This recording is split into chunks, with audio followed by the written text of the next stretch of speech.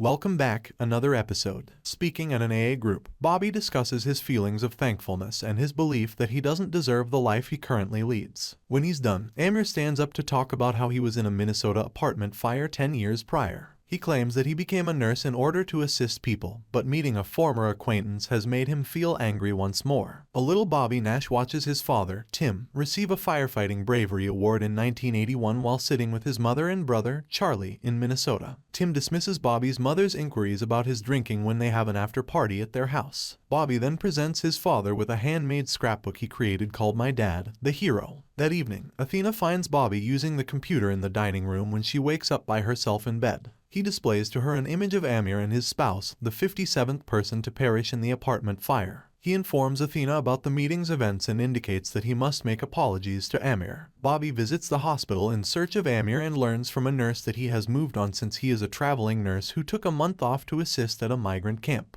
He learns that Amir is a volunteer with a group that provides aid to migrants. Bobby informs Athena that he is planning to speak with Amir at Jacumba. Bobby approaches a member of the Safe Path Project staff in Jacumba and inquires about Amir. She informs him that Amir hasn't come back in 2 hours from his search for a pregnant woman. A truck arrives with the expectant mother and a man who has a large gash on his stomach. After assisting them both, Bobby learns that the man leaped out of a moving vehicle that the coyotes were driving. Bobby then makes his way to the desert to find Amir. Bobby's mother Ann tells him that the Nash family is leaving when they argue in 1981.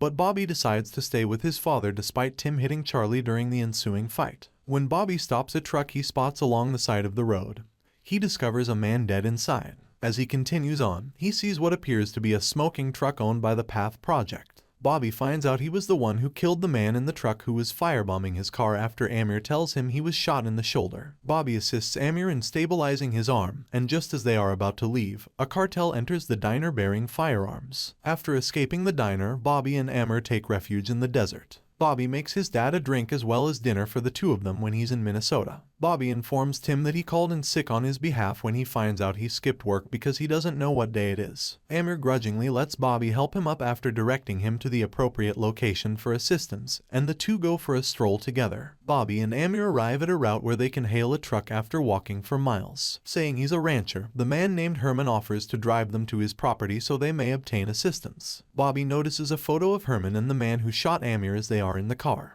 Amir informs Bobby that the cartel will be at Herman's house when they arrive during a call Herman receives in Spanish over the radio. Tim tries to enter Bobby's bedroom in Minnesota to apologize, but the door is locked. Bobby then plugs in his headphones as Tim stumbles into the living room and collides with the coffee table with his head. Bobby discovers his father's lifeless body in the past. Bobby and Amir are located by the relief workers and migrants, who then take them to the hospital. Bobby discovers Amir in the hospital and informs him that he cannot undo the harm he has caused, so he cannot ask for forgiveness. Amir asks himself, who has Bobby been trying to save all these years? He claims that every time he helps someone, he's attempting to save his wife. Bobby has previously turned down the firefighter's offer to stay with him until his mother arrives after Tim's body is removed. He walks into the kitchen and pours himself a drink after they depart. For more videos, subscribe.